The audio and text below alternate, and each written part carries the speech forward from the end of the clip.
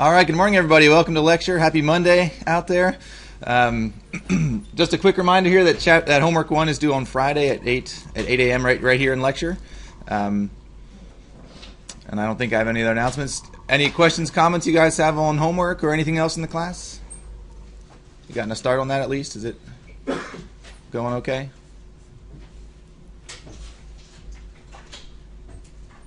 You guys are so talkative until I start talking, and then.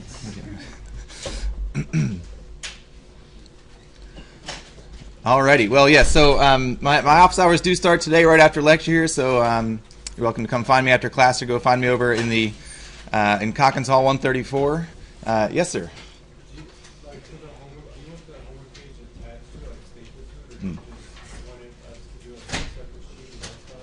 So the question was, do you want the homework sheet attached to what you hand in? Doesn't matter to me. I would think you'd probably need a little more room than just writing on the, like, in between the problems, but you can attach it or not. Whatever works for you is fine.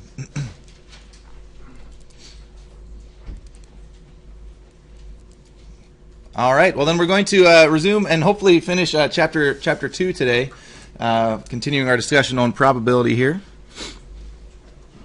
So starting a new section today is sort of a new idea here. We've been looking at a number of general rules last week, Wednesday and Friday. But in many settings, in many experiments, knowing some information can kind of change how you assign probabilities to events. And so we're going to, that's this idea called conditional probability, is that if we condition on certain things happening, it might change how we assign probabilities. And so as a motivating example here, we can look at this example with disease status and testing. So we have a certain population of people, a fairly small population here, in which we know that 43 of them have a disease and 92 do not have the disease, denoted D plus and D minus. And then we also have a test to help us identify, supposing that we don't know what people's actual disease status is, we can test them, and the test will either be positive, saying they do have the disease, or negative, or saying that they do not have the disease, but the test is not perfect. So here's our possible outcomes that we can have for a person. You can see what all those are, and we can actually organize these into this table here, and this is called a two-way table.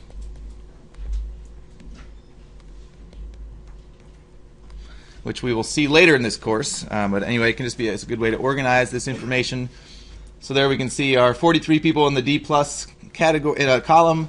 We can see the breakdown of those whose test gave them positive and minus and so forth.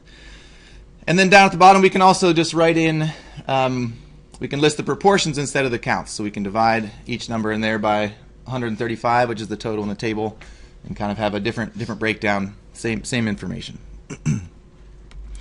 Okay, so some questions to think about here is if we randomly take a person from this table, from this population, what is the probability that this person has the disease? So you can probably look at this and tell me right away, but I kind of want to step through this and break it down a little bit. So kind of going back to how we started these problems earlier in the chapter, we can write out our sample space. Remember some of this notation. So we want to write down what all of our possible outcomes are in this experiment. So this experiment involves taking sampling one person from this population. So the result can either be, they can be D positive and the test was positive, D positive but the test was negative. They could not have the disease but the test said they did have the disease, or no disease and the test is negative. So pretty straightforward. Those are our 4 outcomes here. And we can just note that these 4 outcomes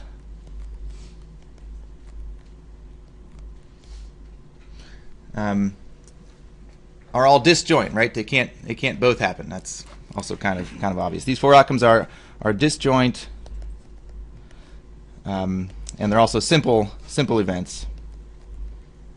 It just means that I can list out what all 4 of those outcomes are. So again, if we want to think about what the probability that the person has the disease, our notation, that's the probability of having positive disease, D plus. And kind of thinking about what two simple events would represent that event that we're interested in. This would be the probability of those who have the disease and the test says it's positive, together with, we union that with all the people who have the disease but the test says that they were negative. So D plus T plus union with D plus T minus. Those are going to be all our people that have the disease. And then again, we have disjoint events. We can just add these probabilities, D plus T plus. The union turns into a plus sign.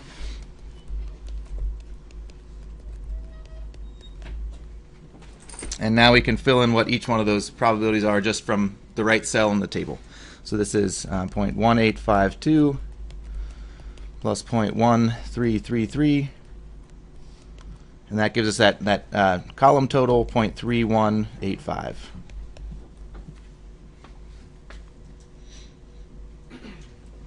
So you probably could have told me 0.3185 immediately, but I wanted to kind of step through and remind you that our rules do apply here. We have disjoint events, so the union turns into adding probabilities there.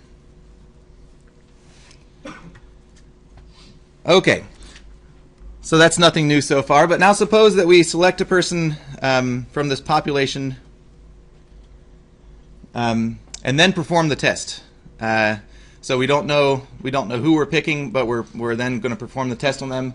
And suppose that the result of this test is positive. So now we don't know this person's disease status, but we know that their test result was positive. So what does this extra piece of information imply about the situation? So of course, if we let me jump back here to this table. If we know that the test is positive, we can kind of ignore part of this table, right? So if we know that the test is positive, we can kind of just focus in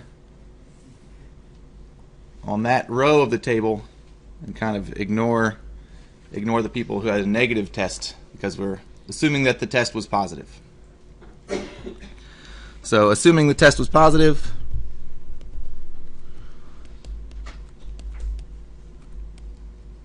we can ignore that second row.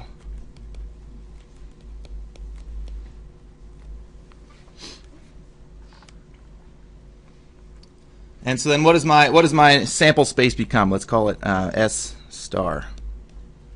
What's my sample space going to be now if I assume that the test was positive? T plus D minus T plus T plus. Yes, exactly right. So I have D plus, T plus, and I also have D minus T plus. So those are my only possible outcomes now that I've assumed that the test is positive. That's also pretty straightforward. And just note that we're now dealing with fewer people, right? Now we only have, well, the numbers aren't there. The 39 people that are in that first row instead of the 135 overall. Okay, so assuming this additional piece of information, we can now ask, given that we know the person tests positive for the disease, what is the probability that the person has the disease?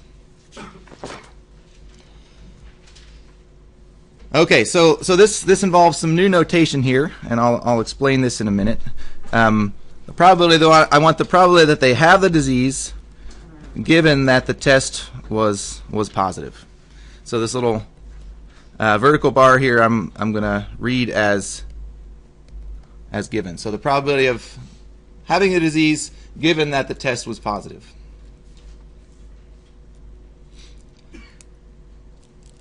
All right, who can tell me in numbers anyway, looking back to the counts, what will that probability be?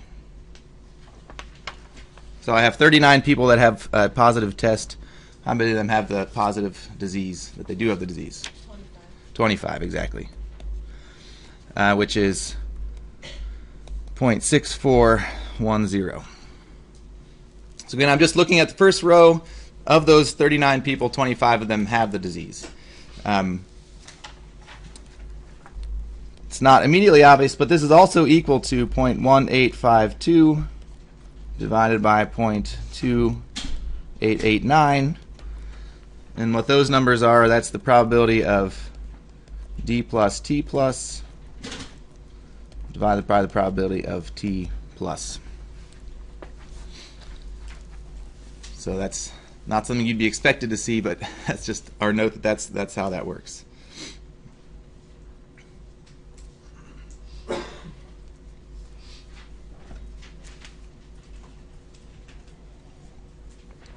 And this actually, the reason I've not really explained that is it does lead us to a new rule here. So this is another rule of probability that we have here. So for any two events A and B, as long as the probability of B is bigger than 0, we have this thing called the conditional probability. And again, we read it, the conditional probability of A given B, given that B has occurred, is defined right there. So probability of A given B is equal to the probability of them both happening, probability of A and B, divided by the probability of B. And that's exactly what we had on this previous slide, right? Here's the probability of D plus and T plus, and then down here's the probability of T plus. So I left out the intersection symbol there, but it's kind of hiding. It's kind of hiding in there. And just to make a quick note that A and B are not, their positioning is not important there. This could also be the probability of B given A equals the probability of A intersect B divided by the probability of A. Just to note that whatever we're conditioning on goes in the denominator. So we're conditioning on B, we look at that probability in the denominator. So quick math check for you. Why do I need probability of B to be bigger than 0? Otherwise you try to divide by 0 and there's no way that you can have A given something like that. Exactly right. So we can't divide by 0.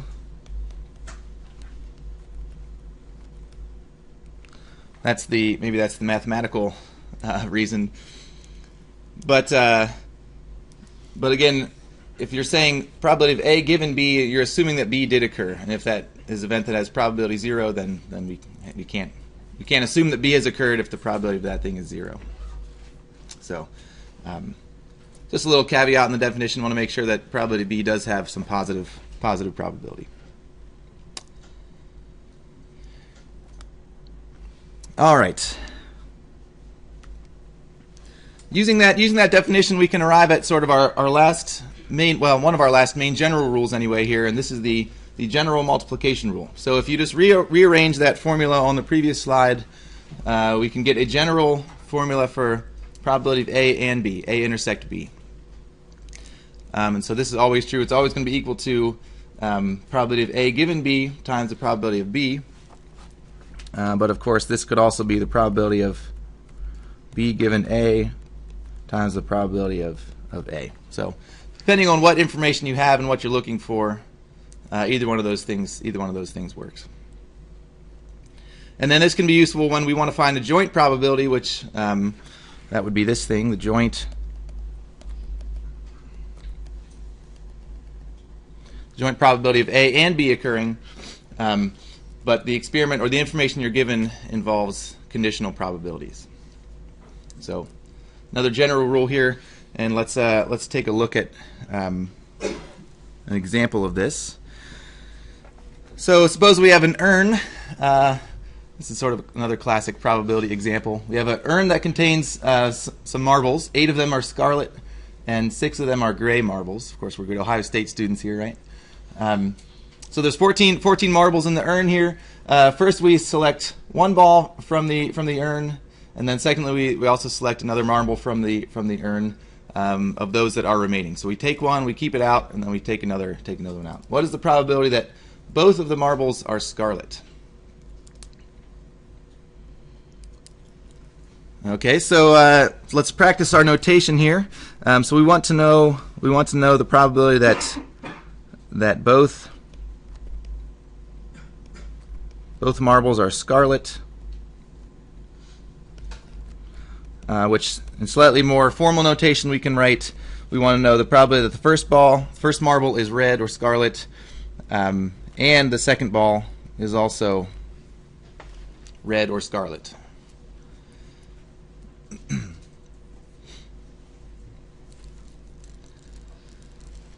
Everybody okay with that notation? So then we can, now that we have probability of something intersect something else, we can write down our general rule there. And again, there's 2 ways you could write it down, but only one way that will be correct, or that we'll be able to use. It's the probability of R1 times the probability that the second ball is red given that the first ball was red.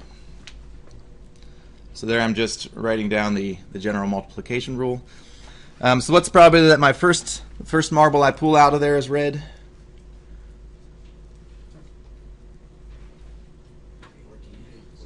Yep, that's right. So there's 8 scarlet marbles out of 14 total.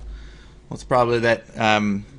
So now say that I've chosen one red marble. So we're looking at the second thing now. Given the first marble was red, what's the probability that the second one is also red? Okay, very nice. So after I've already drawn out one red ball, assuming that I've taken a red marble out of there, I have 13 remaining of the 14, 7 of which are red because I already took one of the red ones out of there. And then here we have 4 out of 13. Is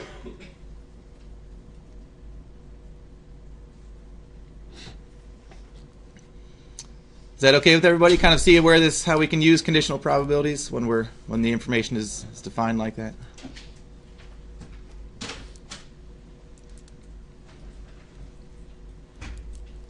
Okay, and we can take this one step further. So we can do this with more than just A and B. If we have 3 events, A1, A2, A3, looking for the probability of A1 intersect A2 intersect A3. We can kind of extend that general multiplication rule out just a little bit further to include three events. And you can kind of see it this way. If we define A1 intersect A2 to be kind of something, just its own event B, you'll note that this is the probability of A1 intersect A2. This is the probability of B. So it's kind of not really extending the rule. It's just kind of saying, noting that we could also write it out this way.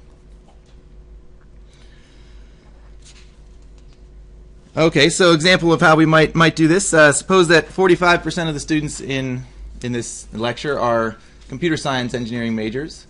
Of those majors, let's say that 40% are sophomores, and 20% of the computer science sophomores plan on attending grad school. So we have this kind of defined in multiple stages here. Again, we want the probability that a randomly selected student in here is a computer science engineering sophomore who plans to attend graduate school. Okay, so let's jot down the information that we're given. What is 0.45? What's that the probability of? Being computer science engineering in this class. What is in our notation here? What is 0.40?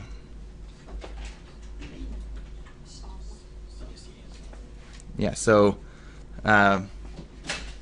say that again. CSE and sophomore. CSE and sophomore. CSE given sophomore. Sophomore given CSE. Yeah, so again, the problem here says of the CSE majors, 40% are sophomores. So kind of reading that phrase, we're assuming that we have a computer science engineering student, right? We're saying of the computer science student and then something else. So we're assuming, so given that the student is computer science engineering, we want to know how many of those are sophomores. So the probability of being a sophomore, given that you're a computer science engineer, is 40%, 0.4.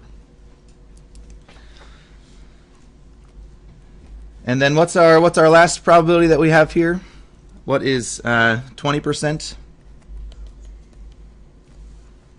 in our symbols? What are we assuming is true for that 20% of people?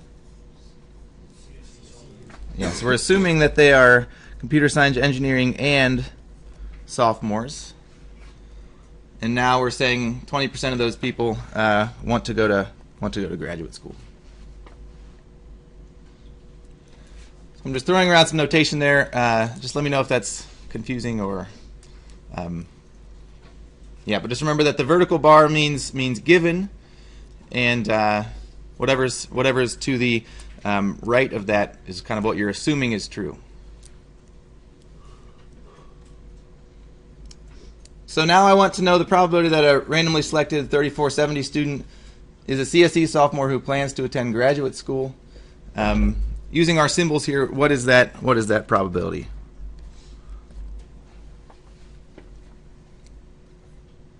Using the CSE, S, and G, and our union intersection symbols.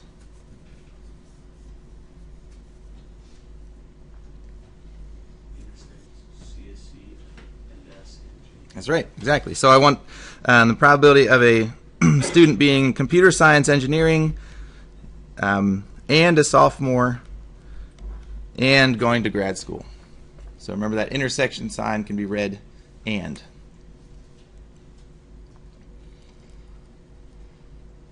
And thankfully I have the right information up there, so looking on that previous slide, we can see that this is equal to probably being a CSE major times the probability of being a sophomore given CSE times that last one.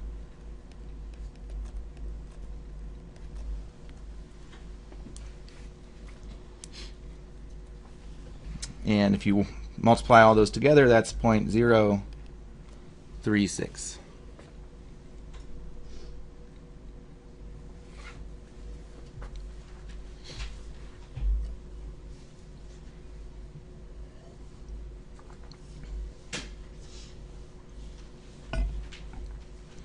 So the trick is kind of realizing what information we have, and then conveniently it's in the right form that we need it to be in.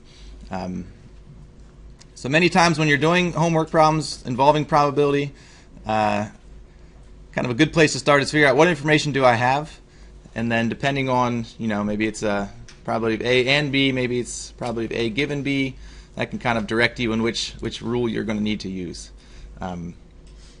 So here we have information that allows us to do this calculation. Other problems, that will not be the case. Questions or comments? Is this okay with you guys? We all okay?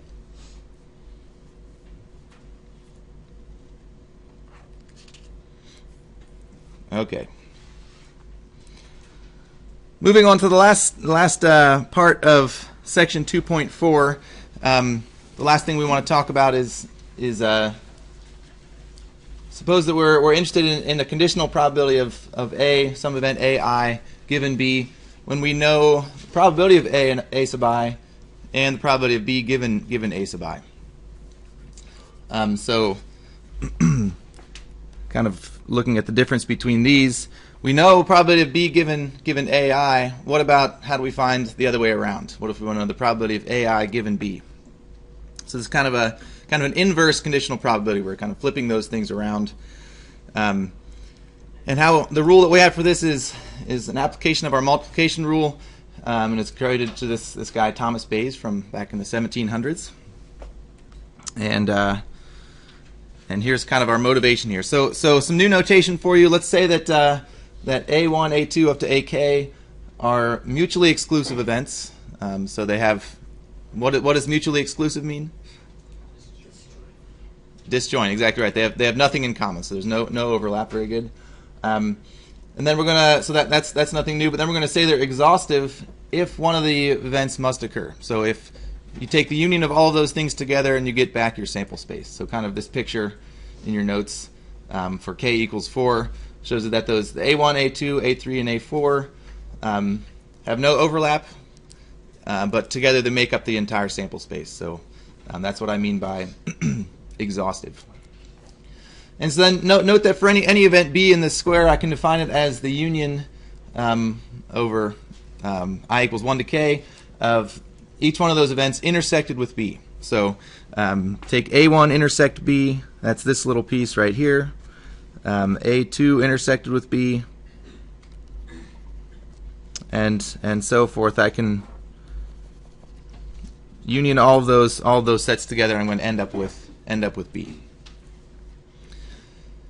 and that's called a partition of the event B. Okay, so with all that in mind, we have this law called the law of total probability. So if I have this set of mutually exclusive and exhaustive events, so they're disjoint, their union makes up the sample space, then for any other event B, the way I can find its probability is by doing that calculation. So for each one of the, for A1, for example, I have the probability of A1 times that conditional probability B given A1, and so on down the line.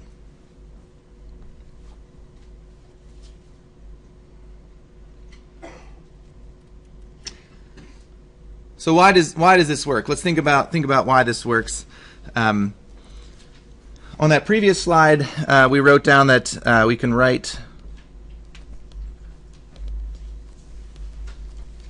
Again, we can write B as the union from I equals 1 up to K of AI intersect B. So that's just writing down again what we wrote on that previous slide. And we can just apply probability statements to that line, and the same thing will hold. So therefore, the probability of B is equal to the probability of this union. So union from I equals 1 up to K of AI intersect B.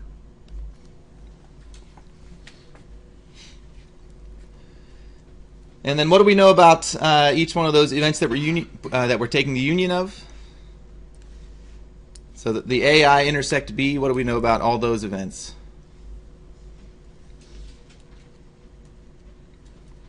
So we know that the AI A1 up to AK are all disjoint, right? So if I look back at my picture, if I take each one of those events and intersect it with B, what do I know about those? What do I know about those events? They'll also be disjoint, right? So you can see each piece. I mean, the picture makes it a little easier to see. Each piece there has no overlap as well. So each one of the AI intersect B will also be disjoint. So these are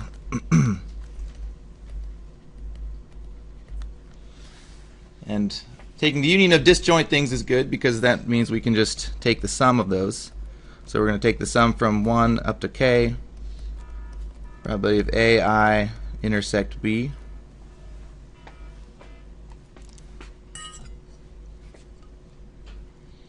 So remember, if I have the union of something and they're all disjoint, I can just I can kind of move that union outside the probability statement and turn it into a sum. Is that okay with everybody?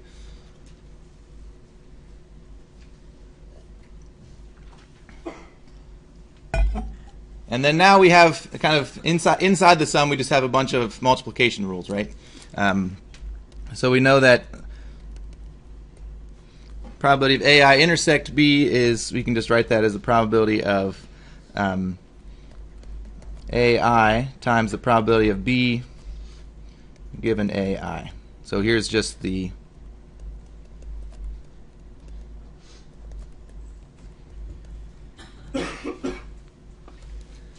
that's just our multiplication rule. This is because the events are disjoint.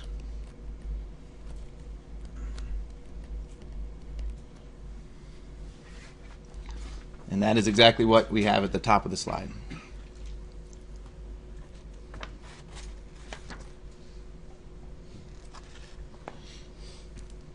Everybody with me here? Okay, so that's our law of total probability, in that we can find the probability of any event if we have kind of all the different information there that we need, the conditional probabilities. And so this allows us to extend, this allows us to find this inverse probability now. So using that definition, the law of total probability allows us to go from here to here. We can find the probability of B is equal to that big summation there. And so if I want to know the probability of AI given B, I can just apply my conditional probability rules, right? I know that that's equal to the probability of AI intersect B divided by the probability of B. And then if I want to, if I kind of have to go the other way, then I can do that law of total probability in the denominator there.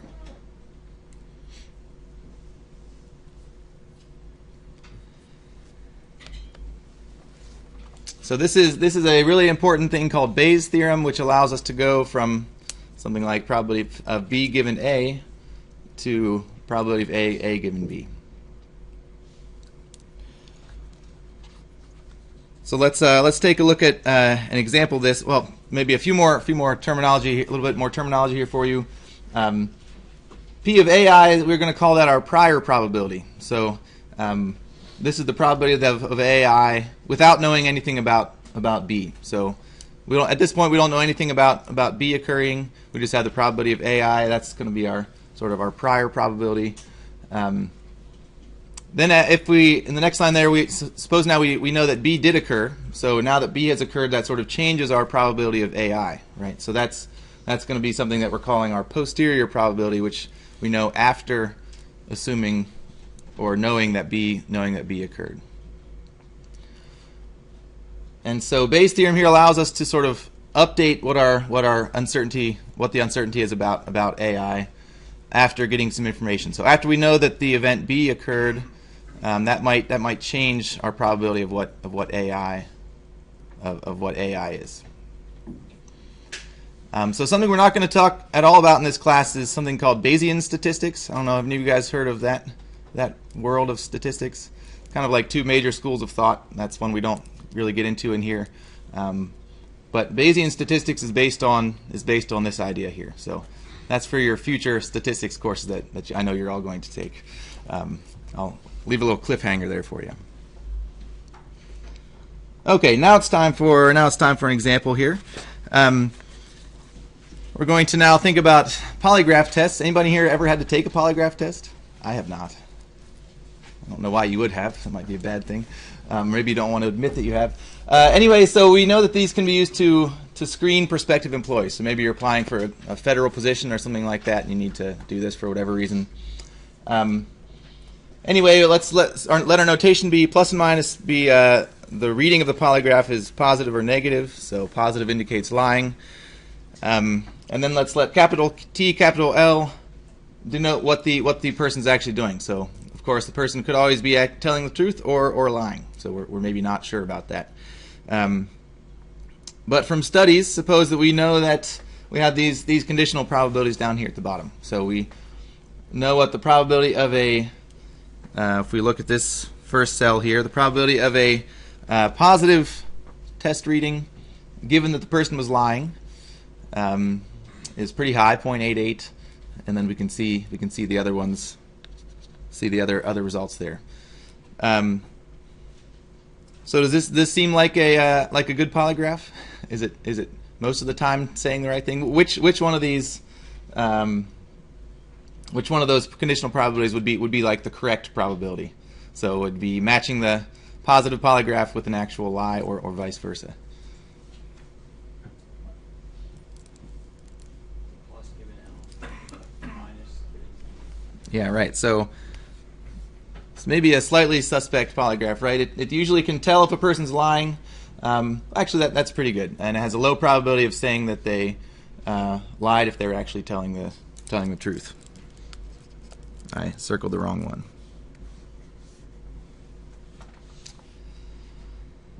Okay, anyway, suppose that on a particular question, most subjects do not have a reason to lie. So we're saying that the probability of them telling the truth is 0.99. The probability that they're going to lie is pretty small, 0.01. What is the probability that the person is lying given that the polygraph reading is negative? So how would I write this down? What's my notation? What's this the probability of? Using our symbols there. How about somebody in the back there?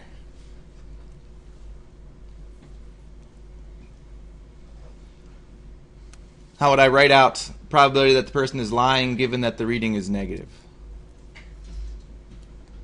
Probability of L given plus. Absolutely. So I want the probability that they're lying given that the test reading was positive. So the rule. Thank you. You guys are paying attention. That's good. So from our general rules here, we know we can write down this is the probability of L intersect negative divided by the probability of giving a negative reading. But we don't have that information, right? We don't know what the probability of the test being negative is. And we don't directly have the probability of L intersect the negative there. So we can use Bayes' theorem here to write down what this is, to use information that we do have to calculate this probability. So writing this out again, this is going to be the probability of a negative result given that the person is lying times the probability of lying. And then on the bottom, I can take the same thing, so the probability of minus given L times the probability of L. And then remember, when I want to add up the other probability I need there, which is probability of being of negative given that the person is telling the truth times probability of telling the truth.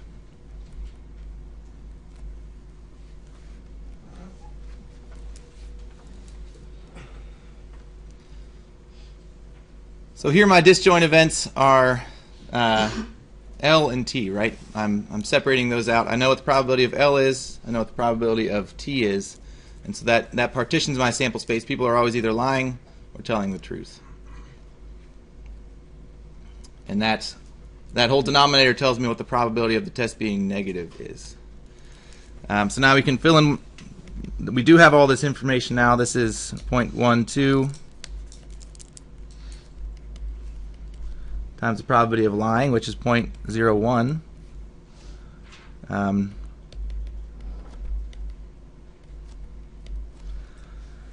Probability of negative given telling the truth, that's 0.14 times 0.99.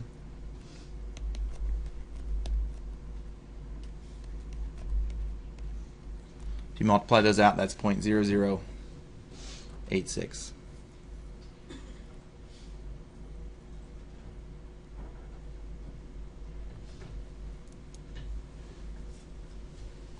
So now we can see that our polygraph is actually pretty good, right? It's telling us that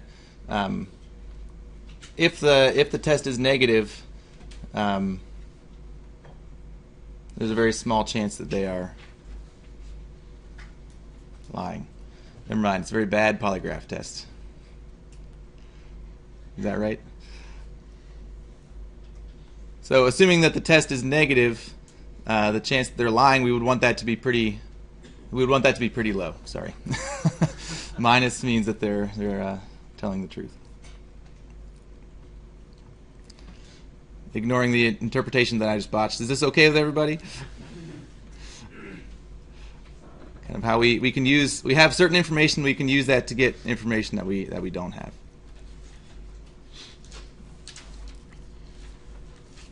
All right. That is the end of our discussion on conditional probability. Bayes' theorem is something that you'll see again, so make sure you have a good understanding what that means. So our last section of chapter 2 here is it's called independence. And so in the last section we talked about how does knowing certain information change our probabilities. So before we had something like the probability of A, and we had something about the probability of A given B. And we saw that those things were not equal. So probability of A was usually different than probability of B. If we know something about B, that's going to change what our probability of A is going to be. So what if the opposite is true? What if probability of A given B is equal to the probability of A? That could certainly happen. So this just means that knowing something about B doesn't tell us anything about A. So knowing that B has occurred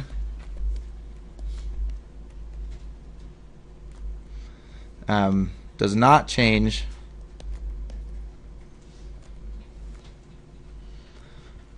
the chance of A occurring.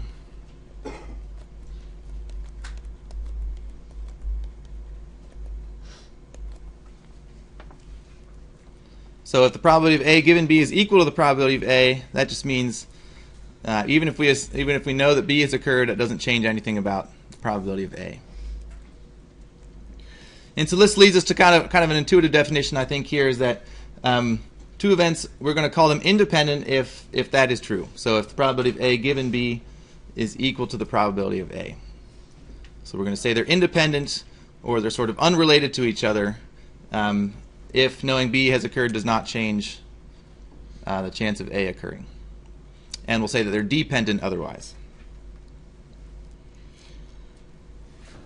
And so this leads us to kind of a special case of the multiplication rule, which we'll talk about here in a second. So if using that previous definition, they're independent only if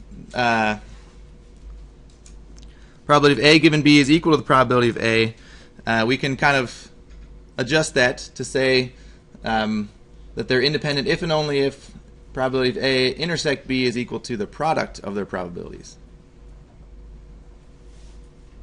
So why is that? Yeah. Use the multiplication rule and set it to the probability of A. Exactly right. So this is always true. The probability of A intersect B is always equal to the probability of A given B times the probability of B. This is always true. But if, as we saw in the previous slide, the probability of A given B is just equal to the probability of A, we can just fill that in there. So here is if they're independent.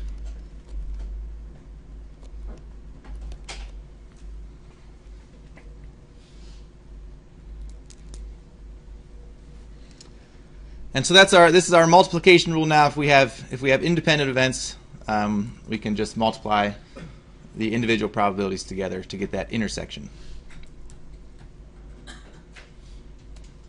This is our sort of specific case of the multiplication rule. So this is kind of a tricky idea. So suppose that we have two disjoint events. So A and B are disjoint. They have no overlap, but they both have positive probability. They can both occur. Are A and B independent events? How many of you guys think yes, they are independent? How many think no, they are not independent? We have a response rate of 2%. The rest of you are not sure. Okay. So let's write down. Remember what has to be the case for them to be disjoint. Right. So probability of A intersect B, they can't happen at the same time. What does that thing have to be equal to? It has to be equal to 0. Right. And so that's if they're disjoint.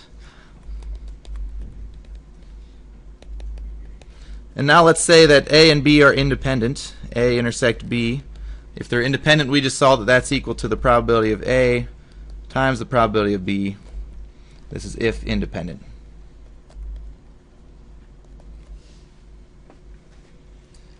And because both of the probability of A and probability of B are bigger than 0,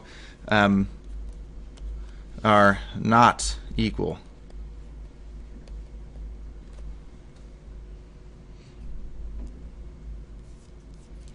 And so disjoint events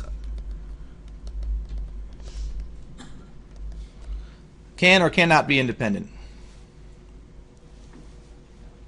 Cannot be independent, yeah. So disjoint events cannot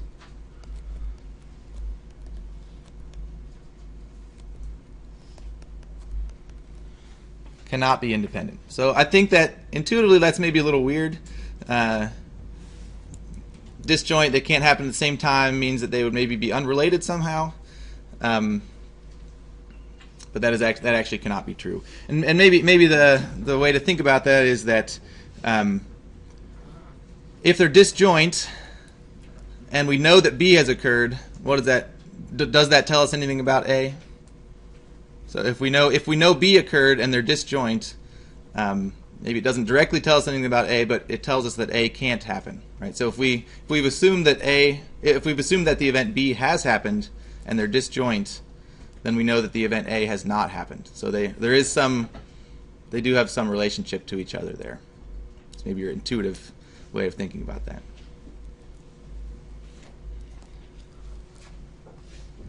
Okay, so this is independence, and again we can extend this to more than two events. So if we have a bunch of mutually independent events, and we want the intersection of all those things, we can just take the product of those things again. And so sort of an important thing here is that if we want to say if a collection of events is all independent, then they have to be independent. This has to be true for every subset of indices. So any subset of those events, this equality has to be true. So for example, if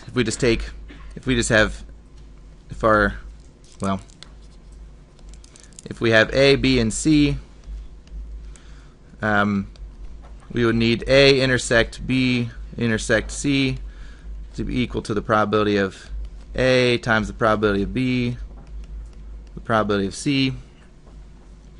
And you could also say that A intersect B equal to the probability of A times the probability of B, and so on. So thinking about different subsets of the indices, we could have all three of them. We could have all combinations of two of them. Those would all be true if they're mutually independent. So just the idea that this can extend to more than two events if it needs to. So let's look at a quick example here of this. Back to our circuits examples. So if we let AI be the event that circuit I on this relay works, we're going to say they all have the same probability of working.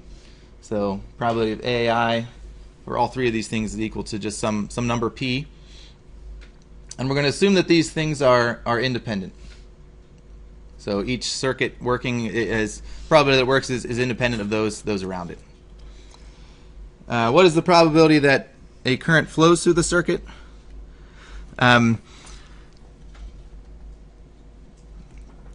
So some notation. Let's let F equal that the circuit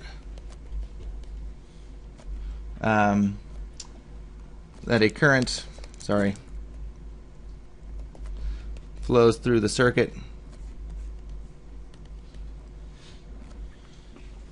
And so thinking about what needs to happen for the event F to happen, what needs to happen for the circuit to be the current to flow through the circuit.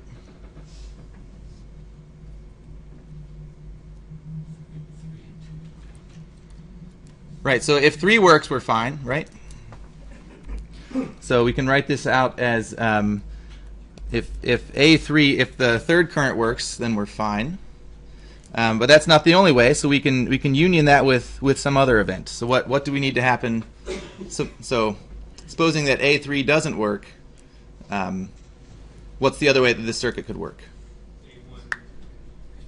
Yeah, I would need both A1 and A2 to work.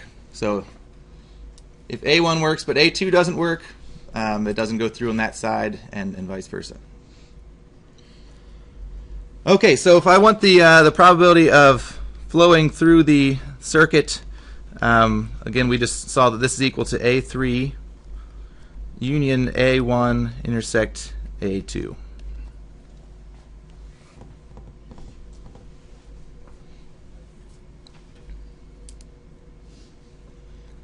So what's the first simplification? What can I do with that union sign?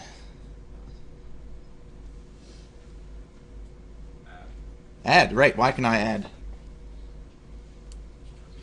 Because they're disjoint. Exactly right. So these circuits are disjoint. If A3 is just talking about the third circuit, it's not talking about any of the other circuits there. So sort of by definition, we can just add there.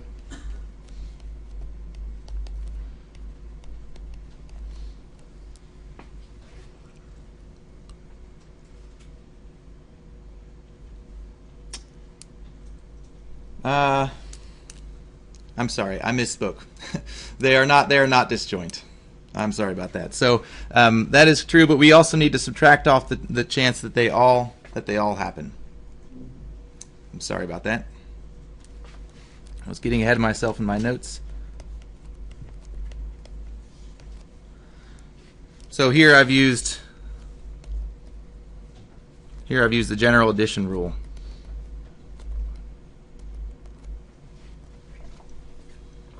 So kind of like a probability of A union B is equal to the probability of A plus the probability of B minus the probability of their intersection. Sorry about that. So we know what the probability of A3 is, right? That's, well, we'll get there. We can figure out what is the probability of A1 intersect A2? Yeah, I'm assuming they're independent, so probability of A1 times A2. And then the last one, again, they're all independent, so this is probability of A1 A1 times A2 times A3. And then each one of these things has a probability of P, so this is just equal to the probability P plus P squared minus P cubed.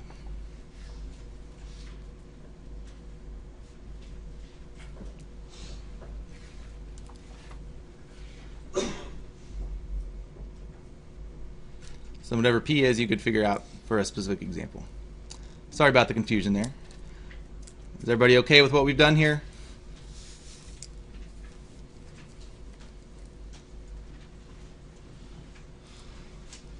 Okay. One more example to finish out the section here. Go back to this example where we're rolling 2 fair dice, 6-sided dice, usual thing. This was back, if you go back to page 5 of your chapter 2 notes. We know that we have 36 equally likely outcomes, right? So we can get any pair of numbers, 1 and 6. So that each one has a probability of 1 over 36. Let's say A to be the event that we roll doubles, B to be the event that the sum of the dice is between 7 and 10 inclusive, and C the event that the dice sum to 2 or 7 or 8. So are the events A, B, and C mutually independent? Well, we would need for every subset of them, we would need their probability of their intersection to be equal to the product of their probabilities. So let's first write out what the probability of A is. The probability of getting doubles, that's 1 out of 36. The probability of getting a sum, sorry, 1/6. Thank you, 6 out of 36. It's a Monday. The probability of getting a sum between 7 and 10 inclusive, if you check that out, that should be actually 1/2. And the probability of rolling a sum that's 2, 7, or 8 is going to be 1 out of 3.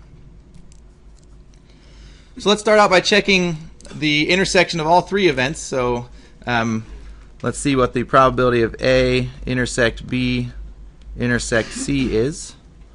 So what event needs to occur for A intersect B intersect C to be true? What role would satisfy all 3 of those events? Yeah, so this is just that I roll a 4 and a 4. And of course that's just one roll, so that's probability of 1 out of 36. And sure enough, probability of A times the probability of B times the probability of C also equal to 1 out of 36. So we're okay so far. But again, for them to be mutually independent, we need to make sure that this holds. So we're good there. But for them to be mutually independent, every subset of these events this calculation would need to hold. And so if you check out, let's try the probability of A intersect B. What all rolls would need to happen for A and B to both be true?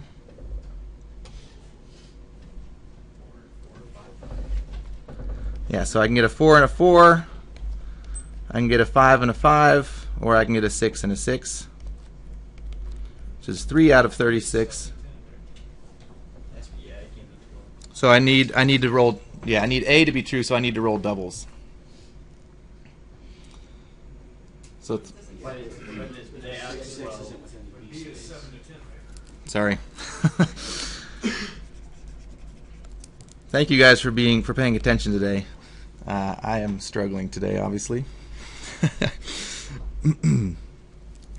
So it turns out that's just 2 out of 36, or 1 out of 18. And probability of A times the probability of B is 1/12. So that is not equal, which tells us that A and B are not independent, and therefore the whole collection is not mutually independent. Again, for them to be mutually independent, I need all of them.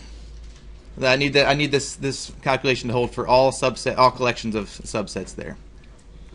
So not mutually independent. And then just as a final note, fact there at the bottom of page 13, if A and B are independent, then so are each of those pairs of events. So if A and B are independent, then the complement of A and B are also independent, and so forth. So I'm out of time. Thank you guys for being here. We'll see you guys on Wednesday.